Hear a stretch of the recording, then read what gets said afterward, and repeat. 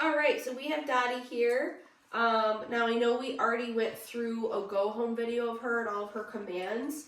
So I thought we'd add in a progressive video of her doing crate stuff and how she's been doing and where she's at with her crate.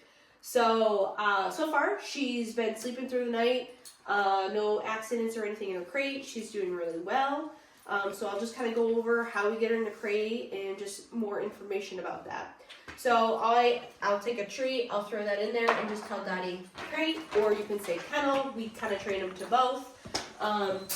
They go ahead and shut that crate and she can hang out in there. So I purposely did this. I put Dottie in a little bit of a bigger cage. This is a 36-inch. So it's actually a little big for her. So you see how much space she has? So this is kind of, I go into the potty training aspect of things. I would get a divider that kind of goes from this half door to about here, because I don't want her to have so much space and room in her crate. So we know Dottie's going to grow and get a little bigger. So if you want to get just one kennel, they usually come with a divider and you can kind of shrink it up and then less and less as she, grows. So the reason we use a divider is to kind of keep it so she can't wander around and have any accidents. Because with puppies, they'll kind of tend to be like, oh, there's space, I can go to the bathroom over here and still get away from it. So that is why we add dividers. We'll have like smaller kennels, but sometimes you don't have access to have multiple different size kennels. So the divider is really great. So this kennel is a little big for her, but right now we're going to use it to just show you and use it an example of her in her kennel.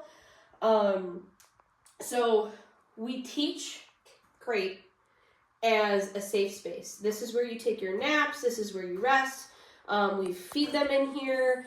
This is supposed to be a consistent thing that when Dottie goes home, this is consistent. This is what she knows. So this is her safe space. This really will help continue with the potty training, and sleeping through the night and everything, so that when you guys get Dottie home, you can put her in her crate when you're not paying attention to her. You can put her in her crate overnight. That way, you're getting a routine down. Every time she comes out of the crate, you take her out to go potty. Every time after she eats, about 30 minutes after, you take her out and you go potty. This is just a great tool to use to help with the potty training and knowing she's in a crate, she's not going to go wander in your house and go to the bathroom somewhere, because that's what we don't want. So in the first week that you have her, you want to be very strict. You want her to be on leash and in a crate when, in the crate when you're not paying attention to her, on leash when she's in the house attached to you. So you're not giving her that opportunity to go wander and find a place to go to the bathroom, because she's still learning the thresholds of your home and what door to go to tell you, hey, I have to go to the bathroom. So that's kind of something that we'll go over also at the drop-off. You'll have about a 2-hour visit of training and going through all the commands. But this is just one of those things of the crate training and seeing where she is. Obviously, you can see Dottie is very relaxed in her crate. She could take a nap. She's chewing on her leash, but whatever. But yeah, you can have a bed in there. You can throw some toys in there for her, like a big stuffy bone to chew on. But this is the safe space. This is supposed to be consistent for her.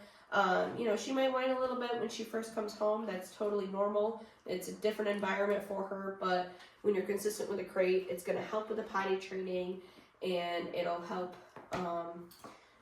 keep her out of trouble if she gets in anything in the house. This is going to be where she can stay when you don't have time to pay attention to her, or when you guys want to leave the house too.